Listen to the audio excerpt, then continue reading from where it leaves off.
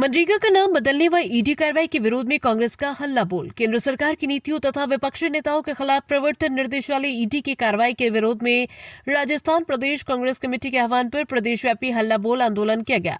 इसी क्रम में डिडवाना जिला मुख्यालय पर कांग्रेस कार्यकर्ताओं ने जोरदार प्रदर्शन किया। जिला कांग्रेस अध्यक्ष जाकिर हुसैन गिसावत के नेतृत्व में कांग्रेस कार्यकर्ताओं ने कांग्रेस कार्यालय से जिला कलेक्टर कार्यालय तक विशाल रैली निकाली।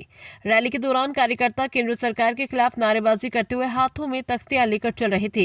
प्रदर्शनकारियों ने आरोप लगाया कि केंद्र सरकार महात्मा गांधी नरेगा योजना का नाम बदलने और इसके बजट में कटौती करने का प्रयास कर रही है, जिससे ग्रामीण गरीबों और मजदूरों के अधिकारों पर प्रतिकूल प्रभाव पड़ेगा। कांग्रेस नेताओं ने कहा कि नरेगा जैसी जन कल्याणकारी योजनाओं से करोड़ों लोगों को रोजगार मिलता है और इससे किसी भी तरह की कटौती अस्वीकार्य है। इसके साथ ही कांग्रेस ने जांच एजेंसियों के दुरुपयोग का आरोप लगाते हुए कहा कि ईडी और सीबीआई जैसी संवैधानिक संस्थाओं का इस्तेमाल विपक्षी नेताओं को डराने और लोकतांत्रिक आवाजों को दबाने के लिए किया जा रहा है। वक्ताओं ने कहा कि देश की जनता महंगाई और बेरोजगारी से परेशान है, लेकिन केंद्र सरकार बदले की राजनीति में लगी हुई है। रैली के जिला कलेक्ट्रेट पहुंचने पर कार्यकर्ताओं ने जमकर विरोध प्रदर्शन किया। इस दौरान आक्रोशित कार्यकर्ताओं ने प्रधानमंत्री का पुतला दहन किया और केंद्र सरकार के खिलाफ जोरदार नारे लगाए। प्रदर्शन में स्थानीय कांग्रेस पदाधिकारी, ब्लॉक अध्यक्ष, नगर परिषद पार्षद सहित बड़ी संख्या में कांग्रेस कार्यकर्ता उपस्थित रहे। मैं एक बयान दिया था कि कांग्रेस ऐसी बीमारी है जो जिसके साथ जुड़ती है वही खत्म हो जाता है। क्या कहेंगे इस तरह के बयान आप जिला अध्यक्ष के तौर पर? देखो, वो तो फालतूली बात करते हैं, कोई विकास काम करती ही नहीं है। उनकी तो खुद की पर्ची दिल्ली से आती है और हेलीकॉप्टर तैयार रहता है। आज वहाँ देव दर्शन करने जाना है। आज उस बहाने जब वहाँ कलेक्ट्रेट की वहाँ मीटिंग ले लेंगे, इस योजना का लॉन्च कर देंगे। 2 साल के अंदर एक भी विकास नहीं हुआ।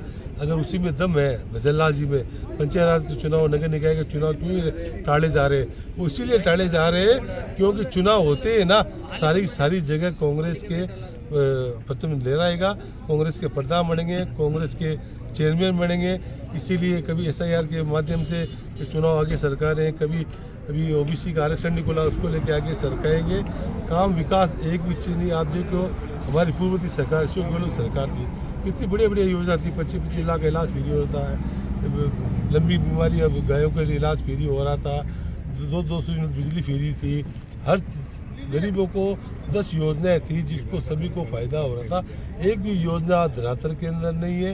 सारा काम का ठप पड़ा है। तो उनको तो बोलने तो हम तो खुद चाहते हैं वही मुख्यमंत्री रहे। लेकिन भाजपा के लोगों का कहना है 73% जो घोषणा पत्र में उन्होंने ऐलान किया था वो पूरी हो गई है और 2 साल के मौके पर 15 दिन का जो कार्यक्रम आयोजित किया जा रहा है उस पर क्या कहेंगे? 10% पूरी नहीं है। टीकाराम जूली जी ने सब आंकड़े बताए। अब देखिए, 10% भी घोषणा पूरी नहीं हुई। मेरे मकड़े की बात करना, मकड़ा में बजट घोषणा में ट्यूबवेल की घोषणा की थी और प्रभारी मंत्री कन्हैयालाल चौधरी हमारे डीडवाना कुचाउन और नागौर के प्रभारी मंत्री है, PhD विभाग के मंत्री।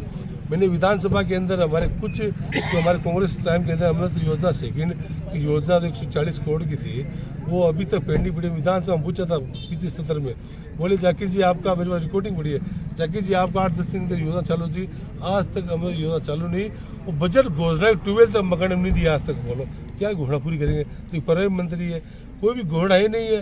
अब वहाँ पे कलेक्टर वगैरह मीटिंग लेते हैं कि बजट घोषणा की समीक्षा करें।